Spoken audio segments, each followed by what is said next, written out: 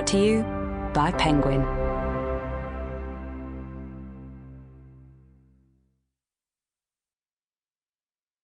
Black Dogs by Ian McEwan.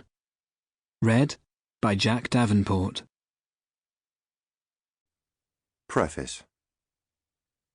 Ever since I lost mine in a road accident when I was 8, I have had my eye on other people's parents. This was particularly true during my teens, when many of my friends were casting off their own folk, and I did rather well in a lonely, hand-me-down way. In our neighbourhood there was no shortage of faintly dejected fathers and mothers, only too happy to have at least one 17-year-old around to appreciate their jokes, advice, cooking, even their money. At the same time, I was something of a parent myself. My immediate milieu in those days was the new and disintegrating marriage of my sister Jean to a man called Harper. My protégé and intimate in this unhappy household was my 3-year-old niece, Sally, Jean's only child. The rages and reconciliations that surged up and down the big apartment — Jean had inherited half the estate, my half was held in trust — tended to sweep Sally aside. Naturally, I identified with an abandoned child, and so we holed up nicely from time to time in a large room overlooking the garden with her toys and my records, and a tiny kitchen we used whenever the savagery beyond made us not want to show our faces. Looking after her was good for me.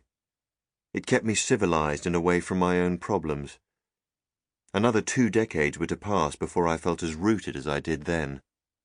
Most of all, I enjoyed the evenings when Jean and Harper were out, particularly in the summer when I would read to Sally until she fell asleep, and later do my homework on the big table by the open French windows, facing out to the sweet smell of scented stock and traffic dust.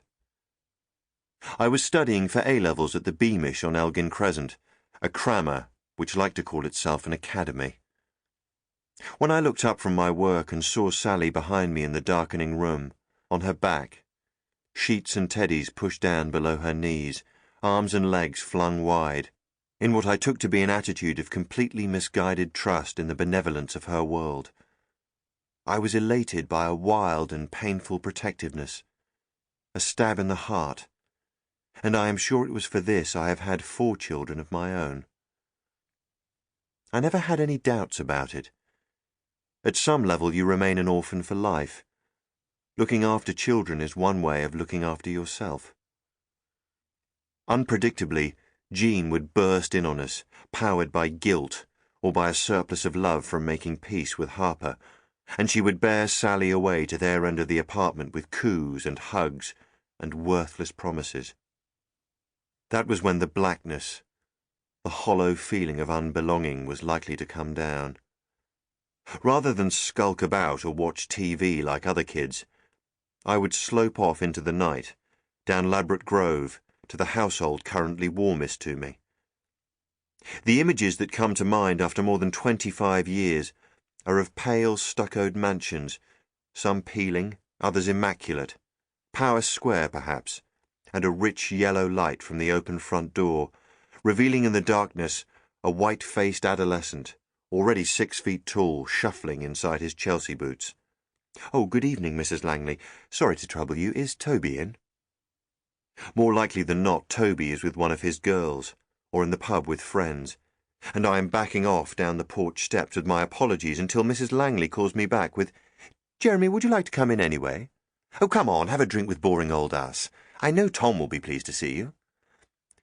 Ritual demurrals, and the 6-foot cuckoo is in, and being led across the hall to a huge, book-crammed room with Syrian daggers, a shaman's mask, an Amazonian blowpipe with curare-tipped darts. Here Toby's 43-year-old father sits under a lamp, reading untranslated Proust or Thucydides or Heine by an open window. He is smiling as he stands and extends his hand. "Jeremy, how nice to see you. Have a scotch and water with me. Sit down over there and listen to this. Tell me what you think." And eager to engage me in talk that bears on my subjects, French, history, English, Latin, he turns back a few pages to some Sample complete. Ready to continue?